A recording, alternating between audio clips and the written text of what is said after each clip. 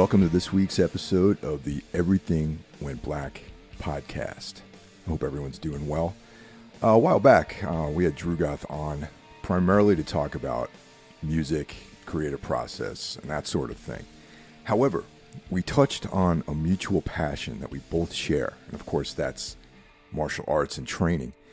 We could have gone for at least another hour on that first episode, so I invited Drugoth back to do exactly that. Talk about martial arts, training, the benefits of that spiritually and physically. And it was a great conversation. And we also touched on Christbane, a brand new EP that Drugoth is involved with. And so that was a really cool surprise to find out that he has yet another project out there that rips. As you all know, I'm a member of an elite group of content creators at war with mediocrity. Of course, I'm referring to the horsemen of the podcasting apocalypse. Kicking things off every other Monday, we've got Brandon Legion, Horror Wolf 666. Up next on Tuesday, Jackie Smith brings you Into the Necrosphere. Of course, Wednesday is Everything Went Black Day. However, I return on Thursday, either with Mike Scandato or Jeff Kashid for the Necromaniacs Horror Podcast. Friday, Mike's brother John Draper brings us Spitball Media. Saturday's a day off, so enjoy that downtime, because on Sunday, Carl Hikara brings us Soul Knox for day 2 of his deployment of all things dark, mysterious, and macabre. Carl also brings us episodes on Thursdays, so he gives us a double shot every week. Carl and I are far along on our Darkness Weaves project collaboration, where we get into the work of Carl Edward Wagner. And right now, we're diving deep into the short stories featuring probably his most famous character, Cain.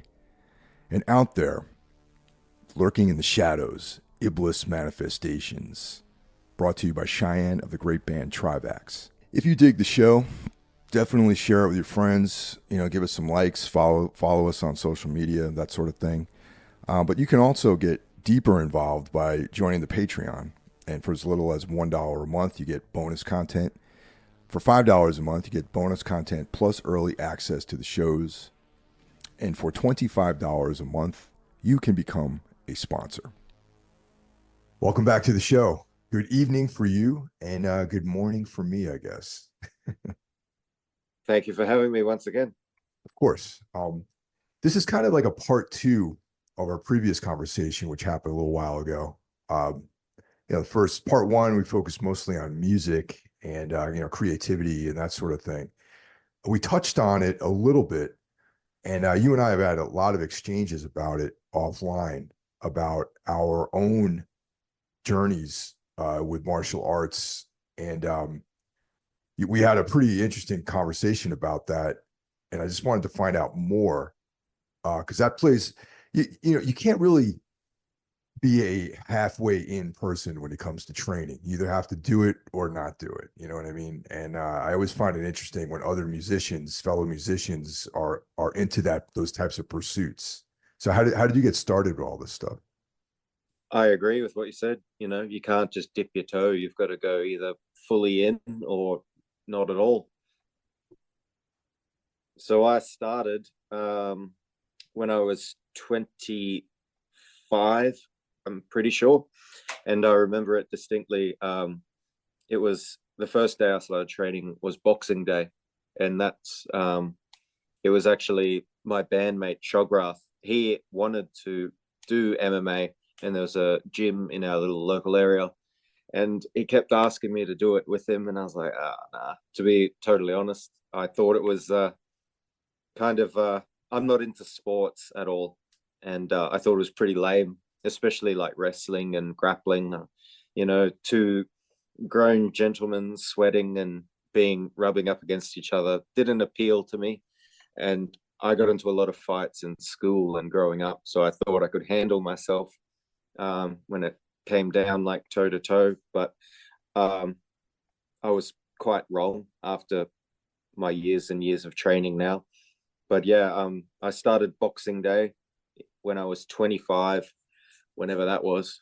I'm 32 now, so whatever. And then yeah, after the first session, I was like, yep, I I'm obsessed with this shit now. And literally, like, I train 6 days a week.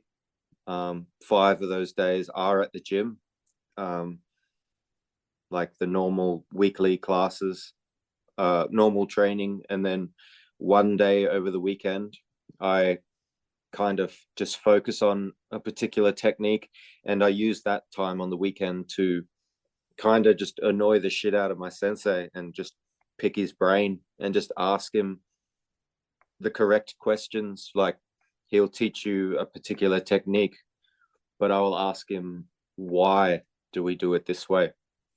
What, like, what's the method to the madness of that particular transition or follow up? And what happens if I do it like this? And then we find out the reasoning to do it this way, and or even several other options. And I'm just obsessed with, I'm a bit of a perfectionist with it, like, and at the same time, not only am I a perfectionist with technique, but I'm also a perfectionist with the aesthetic of the technique.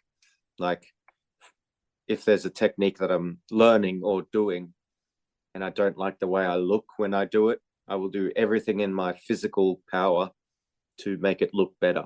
Or I will kind of put that technique on the back burner and kind of steer away from it purely because it doesn't look good. No, but there's a lot to that, though. I mean, if you think about, form and function, it's like you look good when you're doing things the correct way. I mean, that's kind of the whole thing is like when you're doing one-on-one training, something, I've done a bunch of one-on-one training just with my coach, and he looks at you, and if you look bad doing it, it's like, well, rotate your hip more or something like that. There is an aesthetic to it. And when you're watching someone execute martial arts techniques, there is a very strong aesthetic to that. And so there's those two things I think go hand in hand. I have a very I compare it, martial arts and music. Like, for me, they're the yin and yang, the night and day. Like, I can't have one without the other. And I don't know, it's, for me, it's, you could know every single, grappling submission there is, and if it looked ugly, I would, I wouldn't like it. And I see that in professional fighters now as well. Like, I'm trying to think of an example. Like, there's elite strikers and nobody really knows them. But then there's like the elite strikers like Anderson Silva or Israel Adesanya or Alex Pereira, where Alex Pereira is a very good example. He doesn't do anything flashy. It's all just very basic fundamental striking, but he makes it look very good, and his technique is just, in my opinion, there are flaws, but I think it's perfect. He's crafted it in his own way, and then that's where it correlates with music. Is, for example, uh, I really like. Let's just use Bathory for example. I really like Bathory, but I will never be able to play like Bathory because Bathory is Bathory. I The only music I will ever be able to play is Drugoth because that is me. And then I use that mindset with martial arts as well. So I will sort of almost Frankenstein and pick apart martial arts styles and fighters styles, and then be like, oh yeah, that's cool. I'll try to adapt that into my arsenal of weapons and whatnot. And I've accepted that, and I think that's a very big feat for people to overcome. And like you said before, like, you can't dip your toe, you've got to jump all the way in and fully commit. I think the acceptance of that and acknowledgement of that is to be your genuine true self in your martial arts journey is uh, essential if you wish to progress and fully jump in. One of the interesting things that you mentioned was, it was MMA. It wasn't like another form. I find that to be kind of the case in the modern world with martial arts and fighting is that it's the combined discipline aspect of it that seems to be attracting people. Where back when I was a kid, it's, oh, I want to take kung fu or karate or taekwondo or something like that, and then you have to go through that when you're a kid, and then you start, in my case, Muay Thai. I found that, and jujitsu to a certain extent, and then they connected that with wrestling from high school, and it's like, oh, this is a martial art too, and boxing and all that sort of stuff. But now it's like everything is so integrated together that it really is just like yet another sort of aspect to it, and I know Bruce Lee, had his Tao of Jeet Kune Do, which in some ways is like the kind of spiritual predecessor to mixed martial arts. So were you interested at all in anything, any of the traditional styles at all? To be honest, I was unaware of most of it. I knew of boxing. I knew very briefly of, I guess, what would be in the US college wrestling. Like Uh-huh. I was aware of it, but I never watched any of it. It never occurred to me. It didn't exist to me. I was just completely unaware up until I started training, and then I went down the rabbit hole. I dove in head first. But like you were saying, about Bruce Lee and it being more of a spiritual thing, the particular martial art that I train MMA out of MMA Ito Dojo, and that's by Sensei Toshiyuki Ito, who uh, I guess in the underground catch wrestling world, his name is renowned, and his sensei Hidetaka Aso is renowned because Hidetaka Aso created this particular discipline that I train, which is called submission arts wrestling. So he is the founder of that particular discipline. And then earlier this year, actually, my sensei traveled back to Japan for a ceremony because he became uh, the Daiho Shihan, which is the Grand Master. So I'm very, very fortunate and very privileged and lucky that I'm being taught submission arts wrestling by literally the Grand Master of that discipline, and it's a great honor. But not only is it submission arts wrestling, it's like a Japanese catch wrestling. But not only do we train that, but a big part of that particular training discipline is the Japanese Budo spirit, which is derived from the samurai philosophy. Um, Basically, there's a lot to it, but basically, it's not only to become a good martial artist, but to become a, a good person. Like, there's no point in being an exceptional grappler or submission art wrestler if you're a absolute dickhead. There's like, yeah, that's where the Budo spirit comes into it.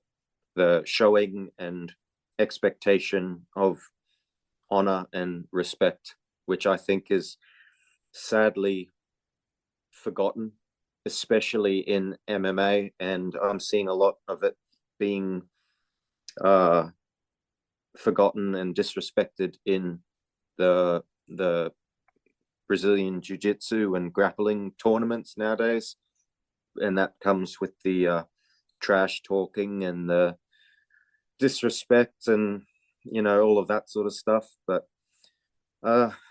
you know, it is what it is. There's always going to be um, onions in the ointment and rock star attitudes, but I think that's what the populace sort of enjoy because of the controversy. But I think true martial artists see through the bullshit, and you know they stick to their own, and they they support and follow the true martial arts spirit. Yeah, I become very disillusioned with MMA, and I mean, up until about, I don't know, 3 years ago, I would watch everything. I would watch every event. I'd watch all these grappling tournaments. I would go see local shows live. Like people I train with would be fighting, and I'd go. The local stuff I'm interested in going to, but like the overall like douchiness of MMA right now is just on it's on 11 right now. And I haven't watched a single UFC event in literally over a year. I watched one championship because I feel like that might be one of the only organizations that kind of maintains that martial arts spirit in a lot of ways. They're detached, I think, from the kind of showmanship that's big over here in the US. I really like One Championship as well because I do watch some UFC fights just because I'm a fan of a few select fighters. Yeah. But yeah, One Championship, I don't know, I guess it's a marketing thing, but um I don't know, like I think that's really the elite of the elite. And as well, their fight cards are way more entertaining. They've got like kickboxing matches with like MMA gloves, and then the next Yeah. fight will be Muay Thai with boxing gloves, and then there'll be a catchweight fight of MMA, or you know they and that now they've got grappling matches as well. That's what that Mikey Musumeci is dominating in, and the Oh yeah. Rotullo brothers, and just elite of the elite. And you know the fact that they're not on the UFC, no one outside of the martial arts world know who they are. Yeah, Mikey Musumeci he's an interesting guy though, with this he eats like once a day or something like that. And he eats just like pizza and pasta for like one meal. Yeah, well, I do that intermittent fasting. I also do that, but he's ripped as shit, but I probably would be too if I didn't work a full-time job and I just trained all day every day. Your IF, like your intermittent fasting, is that you do eat only one meal, or do you just do the 16-8 protocol? No, I do one meal a day. Really? Usually about 8 p.m. every night after training. Yeah, I can't imagine that fasting. I can't imagine training fasted. Like I've worked out fasted. Like lately I've been doing one 24-hour fast a week, and then the rest of the week is like between 16 and 18, and then eight or six my window. Um, and during that fasted period, I'll do first thing in the morning. I have like this kettlebell routine and then a calisthenics routine I do in the morning, fasted. But then I'll eat, and then hours later I'll go and train, and then pretty much that's it for the day, for as far as taking food in. But that's like going through a heavy duty training session fasted. That must have taken quite a while to get accustomed to, I think. Yeah, the adjustment period was difficult, but that's where it comes back to martial arts again. Martial arts teaches you to be a survivor, to endure through difficult times. It's like sparring against someone who's better than you, like technically better than you. And what are you going to do? You're just going to give up, or you're going to continue to fight with that guy, and then you will progress yourself because you're putting yourself against the best, to your availability.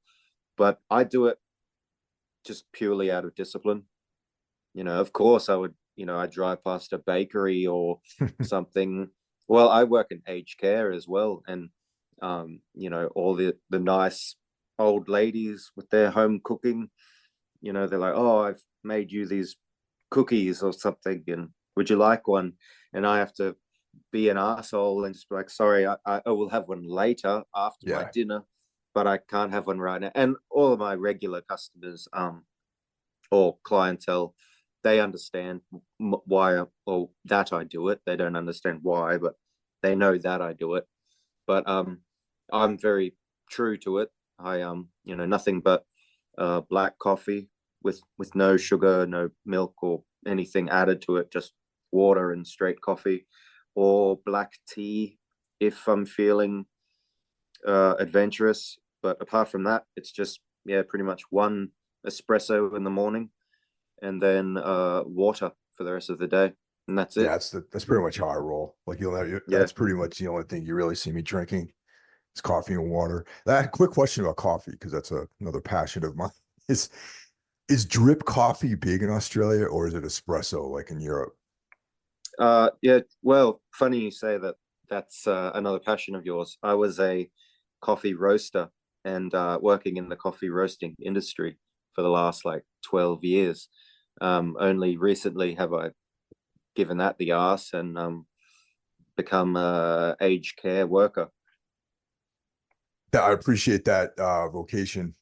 Currently, I'm dealing with some pretty heavy duty family stuff right now with my dad. So my life is also dipped into that awareness of that vocation, and so yeah, good on you, man. I appreciate good people like you being involved in that world.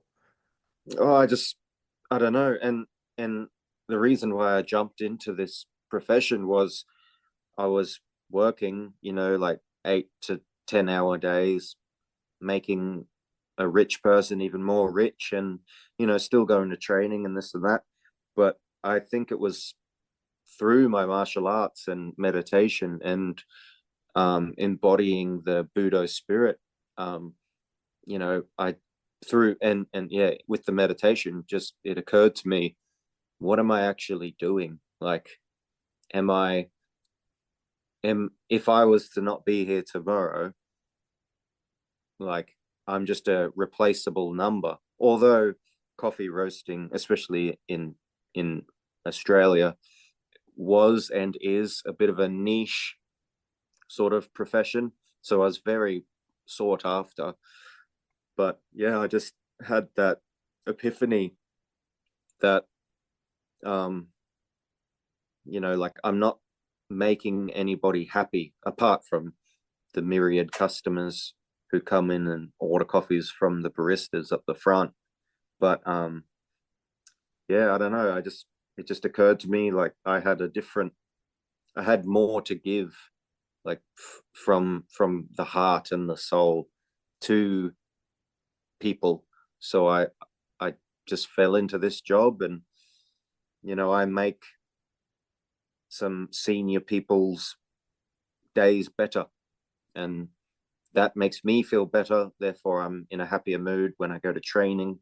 It's like it's a cycle. It's the Ouroboros. I don't want to say fated or anything, but or any. I don't believe in karma or any of that bullshit. But I just think you do a good, positive, heartfelt thing with the right intentions, then the good things will come back to you. And yeah, I don't know. I just jumped on that ship and I haven't looked back. And I try to live in the present, so I'm not looking ahead for 10 years and what I'm going to be doing, but I'm content with what I'm doing now, and that's all that matters.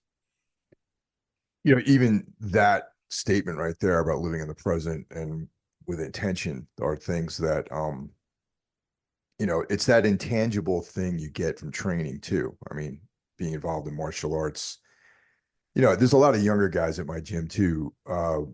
They watch the UFC, they show up and it's like, they want to learn how to fight and want to fight, that kind of thing. But there is, maybe it takes time to go through these things in life to mature a little bit. But I think sticking with any of these disciplines for a number of years, and the sort of dissolving of your ego by getting beat up or here and there, or like, or not even that, but just the hours and hours and hours that you spend training. there is this intangible spirit that evolves from there that allows you or puts you in this space where you can be in the present and do things with intention. At least that's what I've found over the years. I mean, I jumped into martial arts too, like an idiot, just like, I want to learn how to beat people up. I want to fight. I want to, go to tournaments. I want to compete and all these other things. And maybe back then I had that same attitude, but now as an older man in the world, that's really the takeaway for me with all this training, in whatever discipline over the idea of like, dominating people, you know what I mean? Well, let me ask you a question. When you train, do you spar, or do you Yeah, just do technique and pad? Oh, you do spar. I do the whole thing. I So do, sparring, pad work, drills, the whole nine. when you're when you are sparring, when you are training and doing drills, what are you thinking about? Are you thinking about what you're going to do the next day or what you did that day? No, like you're focusing 100% on your training, are you not? Absolutely. Yeah, you have to. Otherwise, especially in sparring, if you don't pay attention, it's That's it. it's Yeah. not that's it, you know what I mean? But that being being in that present moment, and you're only focused on the present, like in your sparring, isn't that the purest form of being present? Yeah, that's the learned skill that is Yes. valuable throughout the entirety of your life. And it's funny if I were to tell like the 24-year-old version of myself that's what I'd be getting out of training, I would be like, I don't want to do this anymore. It would be like, the 24-year-old version of myself would probably be like, yeah, whatever, man, old man. But that probably is the biggest value out of all this stuff, really, is being able to, stay composed and calm and also live in the moment despite all the noise and distractions that are surrounding us in the modern world. I think that's really piques my interest in the last couple of months. I've picked it up through training and through meditation, and sort of reevaluating scenarios that I've been through at training and vice versa. Is you know, someone who does jujitsu will say jujitsu is the best. Wrestling doesn't work. You got to do jujitsu. And then someone that does wrestling or catch wrestling will say catch wrestling is the only thing you should be doing. You shouldn't do jujitsu. All they do is pull guard. And even, gi and no gi, people who train in gi say, oh, yeah, this is the most effective. Or people that don't say, oh, wearing a gi is stupid. No one's going to fight in a, three-piece suit. It doesn't make any sense. It's not realistic. And I suppose even in Muay Thai and kickboxing, there's a bit of a, you know, rivalry that's present, but also shadowed at times. But what people fail to remember is jujitsu, boxing, kickboxing, wrestling, catch wrestling, sambo, even sumo, even what's that shit they do in the park, like Tai Chi. Oh yeah. All of Uh-huh. that, all of that, as weird and lame as Tai Chi may be, all of those things, they all fall under the umbrella of martial arts. So like instead of there being a battle of who's superior, I've come to the realization where I try to accept everything for what it is. And like I was saying before, the Frankenstein sort of idea is I pick little bits from Muay Thai, like the clinch work in Muay Thai and the elbows are, you know, beyond exceptional. So I've incorporated that into my striking.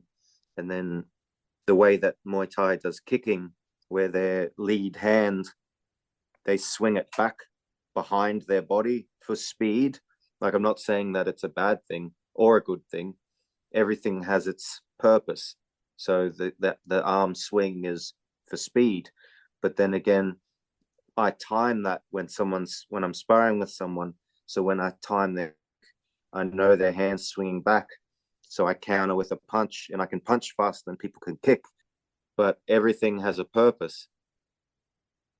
You know, it's interesting. You're talking about that swinging of the arm. It's like that. That's more. I mean, I don't know. Maybe because I've been doing it for a few years now. I never do that in sparring though. Like that's only when we're hitting pads at drilling, like that kind of Oh yeah, drill with the pads. Like if I'm sparring, I'm never gonna like telegraph a kick like that. But you'll that might set it up just with punches. yeah, I'll set up a punches you know, but yeah, I see what you're saying with that. That's definitely a tell that there's a round kick coming, and you even know what side it's coming from. But then again, that's where the Superman punch comes in, right? So Yep, they that's true. think the kick and then the punch. So Yep. for me, it's beyond physical. It's all mental now. Question, well, not a quick question, but about the grappling parts of this thing, is it a lot of top game in what you're working, or is there guard work involved in that? Yeah, there's guard work and top game. So to keep it to simplify it as much as possible is we have a little saying at our gym. Um, you know, if you get a disqualification, that's still classed as a win because a lot of our techniques are illegal in grappling tournaments and especially in jiu-jitsu tournaments. But, you know, because we have that little saying in our gym, if you get disqualified, that's still, you're still defeating the opponent. Yeah, because that's kind of always been like in my experience, it's like I've only really done MMA, quote unquote, for maybe like a year or two. Like everything has been jujitsu and Muay Thai separately, and now I only really train Muay Thai. I'd focus on that. Maybe someday I'll go back to grappling, but my schedule only really allows for a certain thing. And I got to be honest with you, that's my love. Like my passion is with striking, not so much grappling. But the philosophical differences though between like strict grappling and then the introduction of strikes, it's like that bottom game always seems to be like a last resort in some ways. You know what I mean? Yeah, I agree with what you're saying as well. I'm kind of in the same boat. My knee, I blew my knee out a little bit. I can still stand and still train and this and that, but just when it comes to grappling, some things I'm limited to, but that's all right. I just, instead of letting that sort of finish and end my training, I just decided, all right, well, I'm better on my feet anyway because I'm tall and lanky, but now I don't want to say bulletproof, but it's very, very hard to take me down. And that's because I've worked so hard on my takedown defense. And there's wrestlers at my gym and they're exceptional at takedowns. Like you blink and they've disappeared. And next thing you know it, you're on the ground from a double leg or something, Yeah. like exceptional. And I, I set up training regiments within my sparring. So it's like, all right, I'm going to do 6 rounds at 5 minutes each, no breaks in between. I'm going to be absolutely rooted by the end of it, but I will not let anyone take me down. Like, so I, I hone in on that and I focus solely on that. And as well, obviously, I'm looking for the finishes and such. But yeah, I guess long story short, you focus and you hone in on what you love out of it and what you're best at. You use your best weapons, I guess. Yeah, I've never quite fell in love with jujitsu, man. Like I mean, back when I was in high school, I used to like wrestling, but I just could never, I never got above blue belt, and yeah, just kind of never really fell in love with it the way some people do. And once not like I do with Muay Thai, and even boxing too, without kicks. Like those two things, there's such an infinite. I mean, you only have like these certain tools that you can work with, but within that's tool set, there's an infinite movement pattern or changes in movement patterns or angles that you can use that I find way more fascinating than than grappling, just for my personal preference. And some people have a completely diametric idea about it, but that's how I feel. I I have a I had a thought as you were saying that, because you and I are both similar, I guess, musically, where Yeah. and I don't mean any disrespect to you or myself, but we're quite primitive. You know, we Oh yeah, like the very basic knuckle dragging sort of stuff. And definitely. as a primal mind, I think, you know, if you hit the ground, that's not a good spot to be fighting from. Like that's where you get your head stomped in, and from the top, everything plus gravity coming down at you isn't a good idea. So I guess that's another thing that sort of is always in the back of my mind. Like I want to be the primal dominant being and be superior, be above them, metaphorically and physically and in reality. But yeah, I don't know. When you're saying you got to blue belt in jiu-jitsu, the grading system, we do have a grading system in submission arts wrestling. It's there was a there's a like an affiliated gym that we go to and work with, and apparently our blue belt is also the equivalent of a jiu-jitsu blue belt. But yeah, I don't know. Belts are just a fancy little thing people wear. They're like peacock feathers, just to show their fancy colors. But you can have a belt, but if you can't do the technique, what's the point really? But then Absolutely. Yeah. I mean, it's good though to have golds though, I think in some ways. I mean, for me, it's like, especially when I trained at the MMA gym, there was no belts. Everyone would just get, you just show up and you do your thing, but it's nice to have it's a good goal system because I do remember training with people and one guy was like a white belt and he got like a couple stripes or whatever. And he was just like, dude, like I'm more excited about getting two stripes on my white belt than I ever was about getting a raise at my job or something like that. And I was like, good for you, man. That's like, a spiritual sort of conquest in some ways. that's commitment, isn't it? I've Yeah. got so in submission arts wrestling, you start as a white belt, or actually no belt, and then the first belt is orange, and then after orange is orange with a white stripe, then yellow with a white stripe, blue, blue with a white stripe, and then I am at green at the moment, and then so I'm on the right track, but obviously with everything, the higher you go, the more difficult it becomes, and but you know, it's not the destination, it's the journey, and yeah, I don't know. It's like everything, especially on the UFC.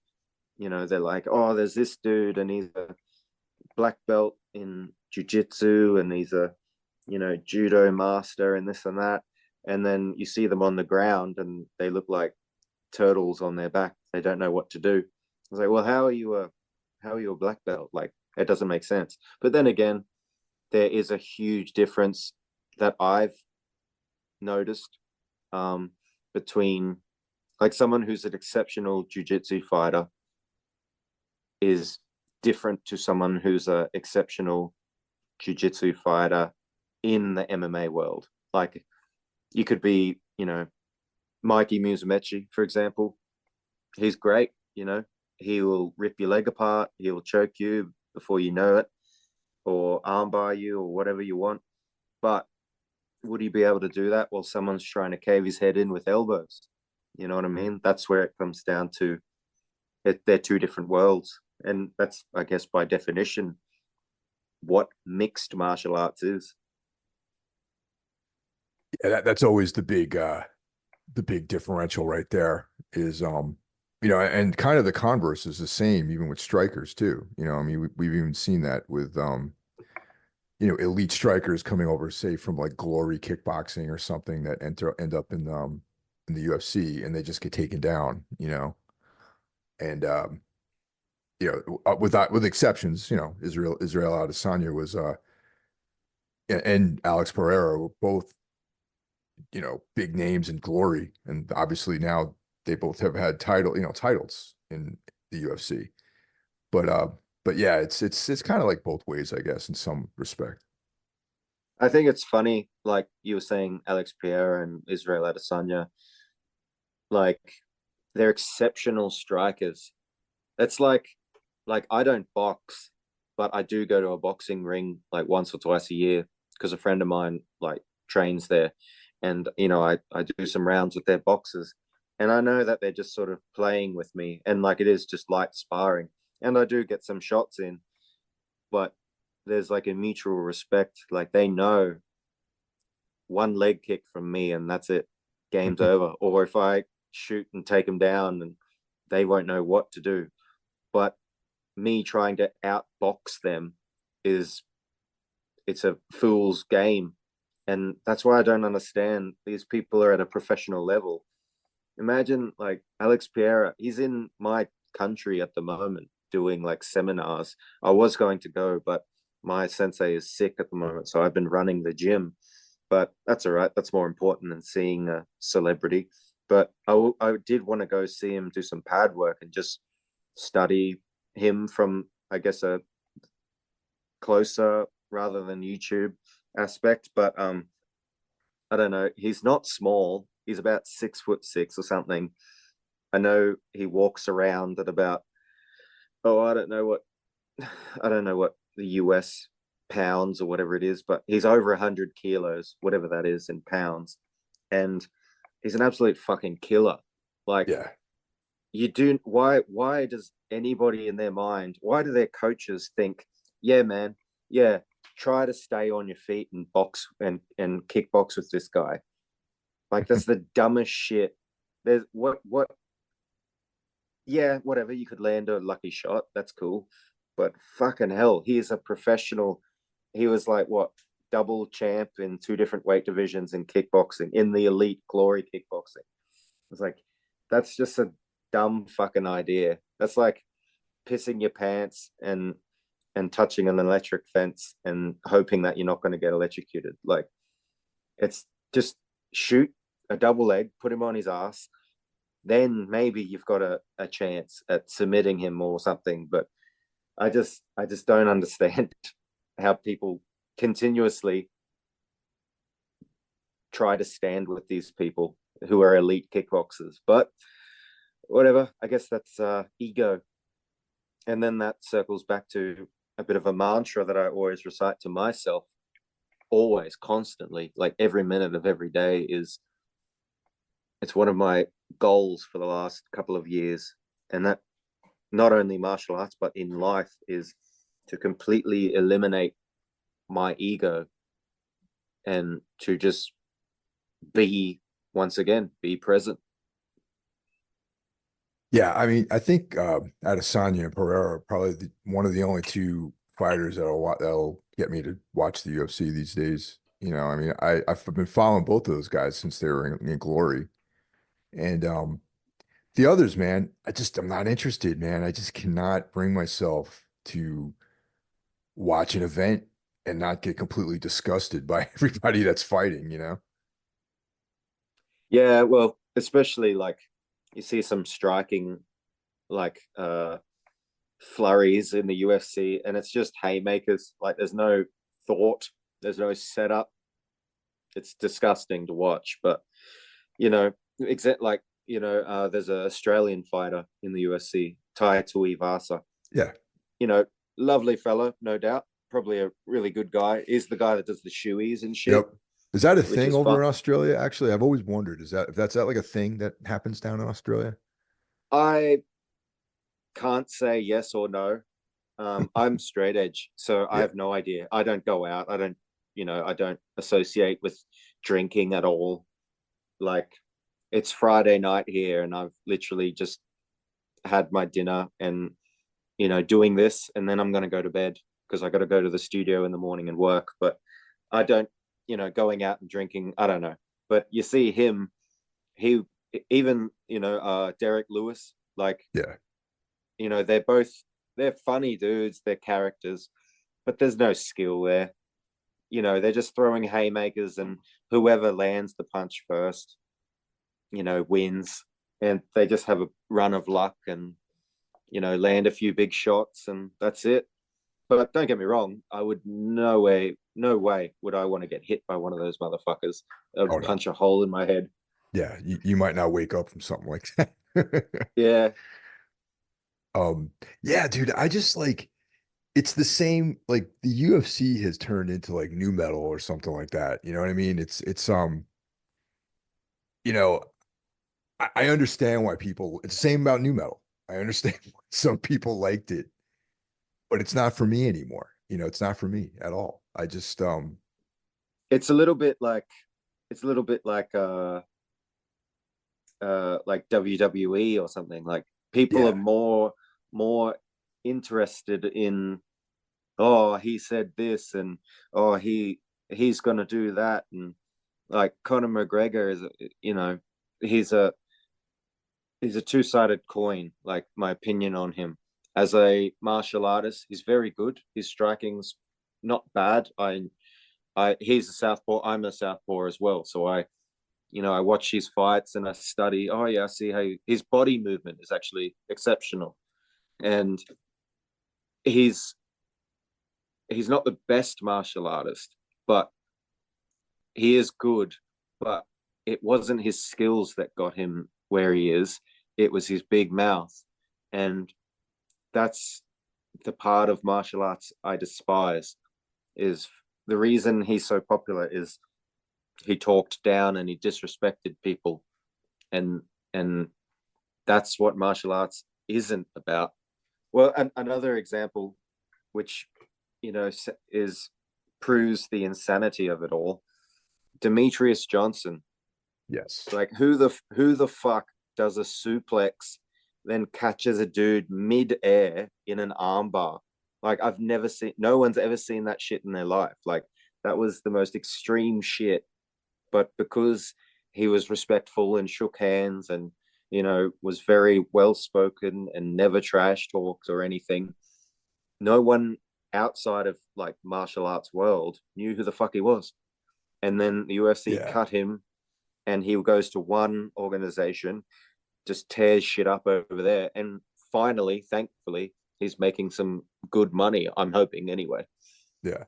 Yeah, I mean, in my opinion, he was one of my favorites, man. I thought I would always look forward to him whenever he had a contest, and I thought like he embodied a lot of that's the same spirit that you and I have been discussing, and it's just I guess like it all goes back to the top of that organization and how that marketing over substance, and I mean, at the end of the day, it's still not a major sport. After all this stuff, it still doesn't do the numbers that basketball or football or baseball do.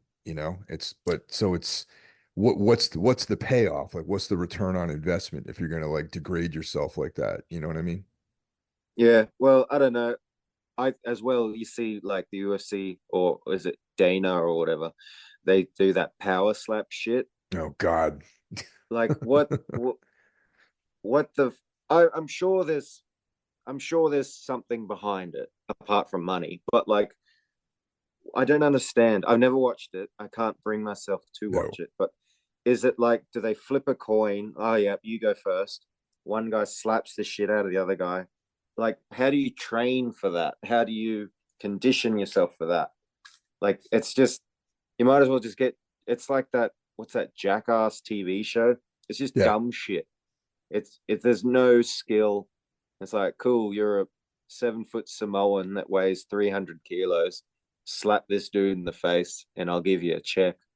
Like, it's the dumbest shit.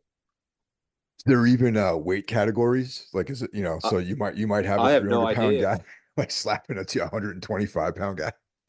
I have no idea. It's a fucking joke. Yeah, I haven't. I didn't even think it was real. Like someone sent me like a video clip of it, like when it first before it was getting ready to launch, and I was like, this isn't real. It's a joke, right? And sure enough, it's real. You know, I and thought it was it's like, like midget boxing, where it's like it is whatever real, but it's like no one takes it serious. Like it's just funny. That's just what I thought it was, but apparently it's a thing, isn't it? Yeah. Yeah, it's really unfortunate. I have to be honest with you, though. The one thing I do check in on every now and then is that bare knuckle boxing, believe it or not. Have you seen it's Jorge Masvidal? He's got, I don't know what he calls it, Masvidal Fight Organization or something, Yeah, but he has bare knuckle MMA. I haven't seen that. I've seen It's bare it's that sounds intense, man. yeah, it's I think there's a little bit more science behind it. There's a little bit more skill. Where you see some of the bare knuckle boxing, you're punching someone with a bare knuckle, you're gonna break your hand no matter what. And yeah, no one's having a good night. But in the MMA, the bare knuckle MMA, it's a little bit more like strategies involved. Like obviously, you take them down, you keep it on the ground, you try to finish the fight quick, but at the same time, you've got someone throwing their bare knuckle bone back at you. So it's uh it's it's pretty intense. I enjoy it because Yeah, I enjoy the violence to a bit of a psychotic degree, but I don't know. That's how I was made, and that's what I like. I that's like the interesting. brutality. Yeah, it's interesting because also it kind of opens up more of an opportunity, I think, for grappling, because my very limited experience doing MMA, like I can never quite get used to using the grappling with the gloves on. You know what I mean? With MMA gloves or with Yeah. boxing gloves? Oh, well, definitely not with boxing gloves. Like, but with MMA gloves, I always found it difficult to get grips and do stuff with it. You know what I mean? Yeah, yeah, I understand. There is, like I was saying before, there's like grappling for MMA, and then there's grappling for grappling, where you don't need to worry about your head getting caved in. And that's just like for a small example, if you're doing a triangle choke and your angle isn't like crisscrossed perfectly in grappling, it's to make your angle better to sink in the choke. A lot of people grab the direction of the choke. They'll grab the inner thigh of the other person and Right. sort of pull themselves and pull their leg towards their own head. But you think about it, you're reaching past their arm, grabbing their leg. So you're basically crucifixing yourself, and there's nothing protecting your head. So that person in the triangle choke, before they go unconscious, if your choke is in, it's going to punch the fuck out of your head or elbow. So in an MMA situation, instead of grabbing the leg, I grab the arm, isolating the punch so I can sink in the choke and protect myself at the same time from the striking. So there is a slight difference, but yeah, like you were saying with the gloves, it does make things a little bit more difficult, but at the same time, it makes things a little bit easier as well because the gloves are like leather or something like that. So the slipperiness of your hands is taken away. So you've got a little bit better of a grip, especially for leg locks, which is a thing that I focus on a lot. And my discipline of submission arts wrestling, we introduced the leg locks in the first belt. Where in jiu-jitsu they learn it um, very late, and I understand why they learn it very late in their grading systems. I think it's like brown or purple belt. I could be wrong, but it is very late in their training. Is because they're so fucking dangerous. Yeah. No, But totally. we learn them quickly because they're so dangerous. If that makes sense. No, no, it does. But both philosophies make sense too to me because when I started doing jujitsu at like a Brazilian jiu-jitsu academy, like a school and they're almost against like leg locks, you know what I mean? It's almost like certain members of that world just don't even acknowledge leg locks. And the place that I was at initially, um, was like, I don't even know if they ever did it, to be honest, which seems Yeah, silly to me because it's such a powerful technique.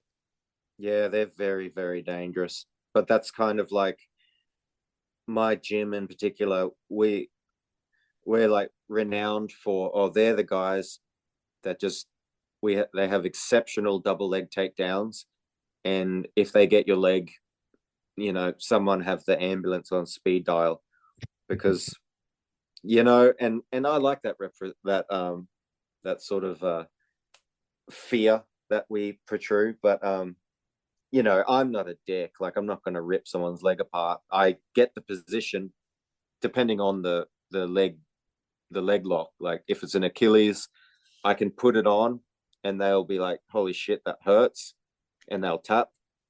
um I'll never just crank on it and break their leg.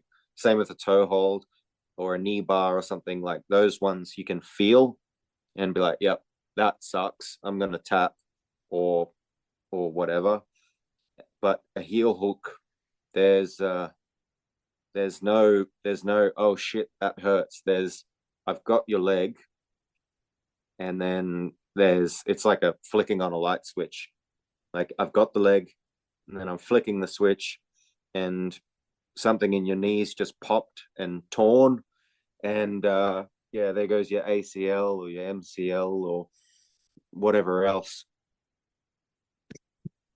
Yeah, that's definitely a big part of the game, or it should be, But yeah, man. So I want to ask you about this. You sent me this EP, the Christbane EP. Not to change things abruptly. Um, Excellent. I think you know, gave it a few listens. And so what's the story with that? Is that by any chance the project you're doing with Carl? Thanks for checking it out. Yeah, no, Christbane is I wouldn't say a side project, but just another band that I do with Leah. So he has his own band called Leah. Um, and yeah, him and I, he hired me to drum for his old band, which is called Rake. And they did like an EP or some shit with me drumming on it. And then it sort of fell apart. And then I was telling him I want to do a band that's like Wolf Brigade and but black metal at the same time. And he's like, fuck yeah, I'm all about it. And I wrote and recorded 10 songs on the drums on a weekend. And then I think 2 months later, we had the first album out. And basically, it's just a punk black metal band um, that just has cool as fuck catchy riffs. And yeah, this was just an EP. We had like 3 or 4 songs left over, and we're both big fans of music in general. And we've done a few covers just for fun, and we did a Misfits cover and we chucked Oh it on yeah. the end of this little EP. Yep. And yeah, it's kind of like an appetizer, because we've got the second album written and recorded. We just got to do the mixing and mastering, and then album 2 will be out sometime in the next I don't know, month or two. And yeah, that's it. We don't fuck around. So is that the Christ? I haven't looked for it yet online. So is that available as like like a Bandcamp type thing or Yeah, it's on Bandcamp. That's it. I think it's on YouTube or some shit. We don't care about Spotify or any of that other crap. But I love that sound though, man. That's like it's interesting because I'm not what you would call a fan of punk music, I of course I love bands like Poison Idea, and Discharge and you know, but I'm not a punker, but I like when it gets in like sort of mixed in with death metal or black metal. I'm the same. I'm the same. Like, I hate that. I don't know what they call it. It's like a subgenre in itself. That is it, like oi or whatever. Oh I God, don't know yeah. what it is. Like, that's fucking shit. I don't want anything to do with that. No. But like, Well, I have to say one thing. There is an Oi record I like by this band called Blitz. and it's called like the hell's the name of the record? Something Dream, Forgotten Dream, or something like that. Pretty good record. That's the one entry into that world that I think is good. All right. I'll check it out. Is it Blitz? Yes. Yeah. Okay. Sweet. All right. I'll check it out. There's a band. They're from I don't know where, somewhere in the US. They did two albums and then called it a day. They're like no, I wouldn't even. I don't even know what the fuck they are. It's just like D beat worship, but more on the death metal side, but not death metal. They're called Atrament. They have two albums. One's called Eternal Downfall, and the other one's fuck, can't remember what it's called. But it's those two albums are absolute gold. They're so good. Every song, like classic Discharge style. Every Yeah. song sort of sounds the same, but they're fucking good, man. When they called it quits, I was pretty off it, but whatever. That sounds cool. I'm definitely gonna check that Yeah. out. The record I was thinking about was The Killing Dream by Blitz, 1989. That's the one record by them that I like. It's almost like dark. It's darker. It has like a almost like a what's a good thing to compare it to, almost like a Christian death oi type of thing, you know? Oh yeah. All right. I've got it up on my phone, so I'll give that a listen tomorrow morning before I go to the studio. Yeah. Yeah, definitely worth checking that out. But I like the Christ paint stuff. I'm gonna definitely give that more spins, you know. But I have to run off now. I have to start my day. But thanks for coming back on. I really appreciate it, man. No worries. Thanks for having me, mate. And yeah, enjoy your day. I'm about to go to bed. Have a good evening, man. All right. Thanks, man. 1, 2, 3, 4.